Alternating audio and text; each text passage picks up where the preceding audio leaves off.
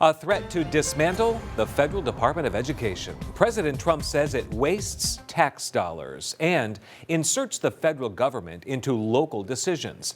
Democrats don't agree.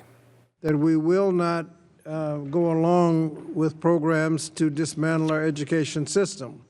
We will fight any attempt to dismantle the department. Let's get the facts first on CBS 5 News at 5:30. The president made the promise to pull the plug on the Department of Education when he was campaigning. But the White House does not have the authority to dismantle a federal agency. Only Congress does. Democrats say shutting down the education department would lead to more money for private schools, leaving public schools and those with high poverty rates to struggle. CBS 5's Nicole LaFiandra is with the Live Eye in Syracuse right now.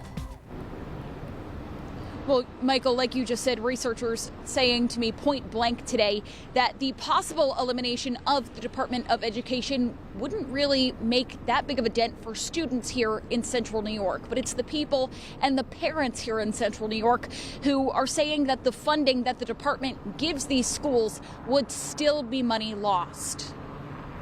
President Donald Trump said back in September 2023, if elected, he would shut down the Department of Education. It appears now he's making moves to do just that. They've repeatedly said they want to abolish it, but they've also said they want to use it to extort schools in blue states to change their policies. That threat looms all over the country, including at home here in Central New York.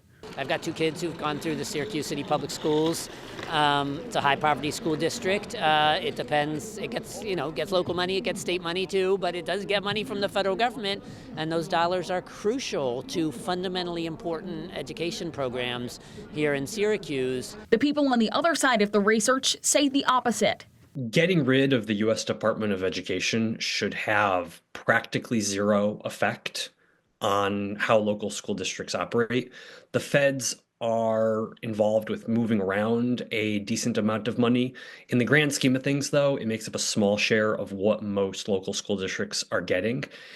And where that would be disrupted to whatever extent, the state education department could easily step in. New York school districts got over $1 billion from the federal government last year, but in the grand scheme of things, it was less than 2% of what local school districts were spending.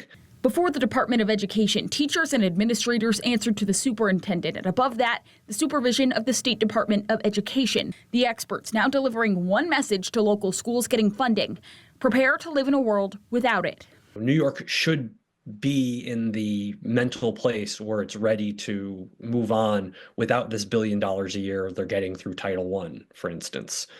But ultimately, there's nothing about the U.S. Department of Education that makes it irreplaceable. Now, it's not just the funding that the potential loss of the DOE would affect. Everything that the department oversees, according to the Empire Center today, would have to be tucked into another part of the government, just like it was pre-DOE.